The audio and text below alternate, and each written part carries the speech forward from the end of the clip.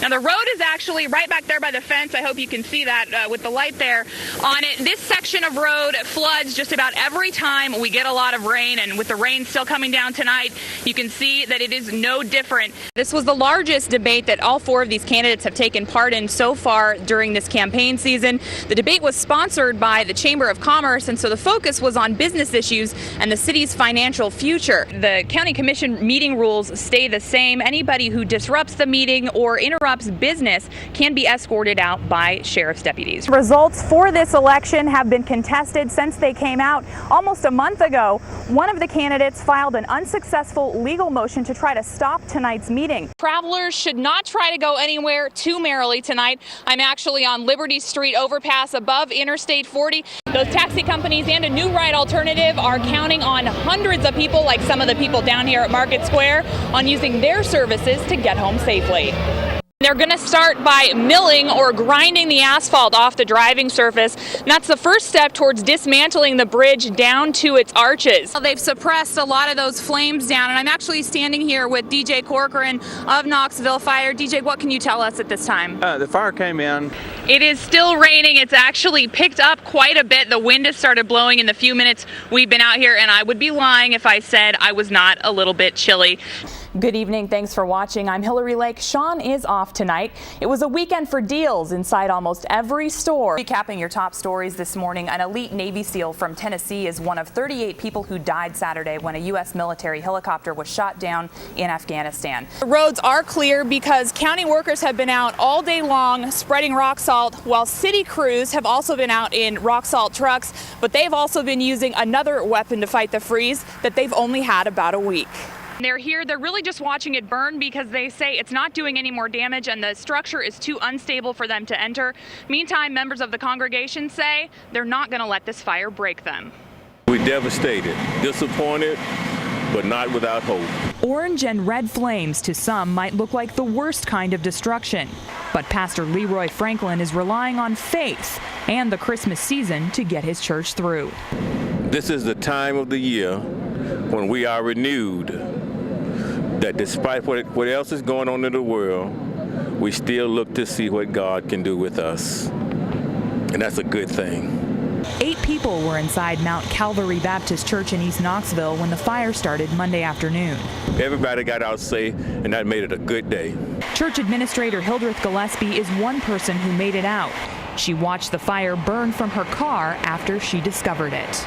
We went and looked at, we started smelling smoke, and then I called 911. Smoke and flames overtook more than half of the building.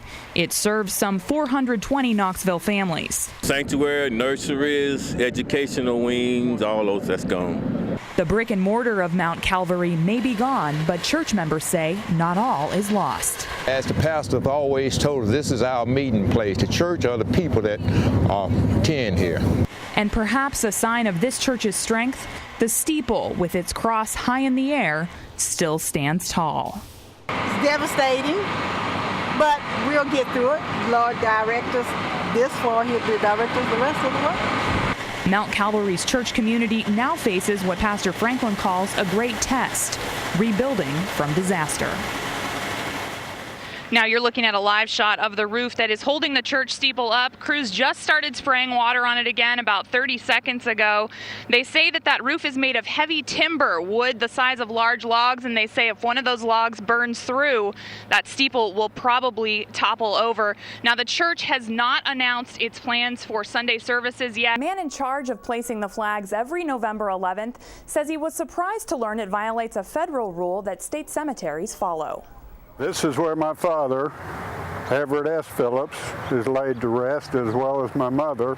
Army veteran Rick Phillips's connection to the East Tennessee State Veterans Cemetery runs deep. They've allowed me to live my life in freedom and hopefully allow me to die in freedom as well. What might die is an effort Phillips has coordinated for the last 20 years. It's just a magnificent sight. Placing these American flags at every gravesite for Veterans Day. Through the Tennessee Department of Veterans Affairs, through Bill Griffin, the director here at the cemetery said we would not put the flags out. Griffith says he was not allowed to talk on camera for this story.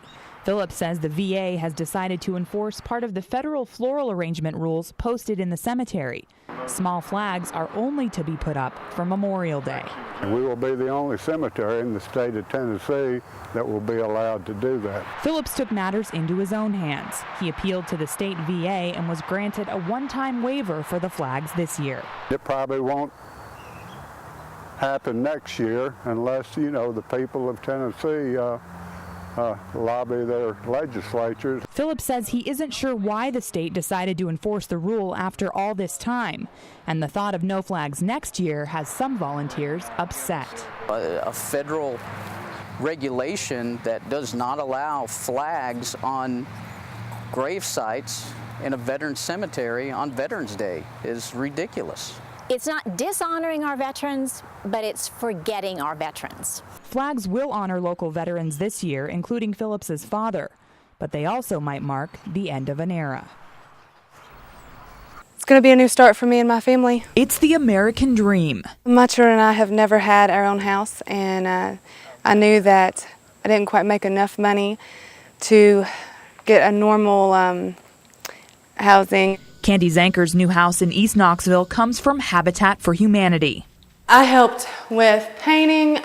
Habitat builds about 25 homes locally each year. We're excited that we're able to provide homes and home ownership opportunities for that many deserving families, but at the same time it's also kind of a bellwether for the economy right now, and it's a little disturbing. Since 2009, numbers show Habitat has moved up in the rankings compared to for-profit builders. This year, they've already taken out 19 permits. We've gone from the 10th largest home builder in Knox County 2 years ago to the 5th last year, and now we're the 2nd. As Habitat's ranking has gone up, regular contractors have seen their projects go down. The largest home builder in Knoxville is Smith Built. Owner Randy Smith says this Fountain City subdivision is one of 6 of his construction sites. During the good times, he built 200 homes per year. It may be half that this year. For 2010, Home Builders Association member Scott Davis says that's the trend. The housing permit applications in the Knox County area have dropped from a high of 3,400 permits per year now to this year we may pull 750 permits. Davis says the market has hit rock bottom, but adds there's a bright spot for builders. In the next 12 to 18 months, Knox County will more than likely have a new housing shortage. And there's no shortage of plans for new Habitat homes. I'm so excited. I can't wait to meet all my neighbors. Candy Zanker can't wait to get into hers.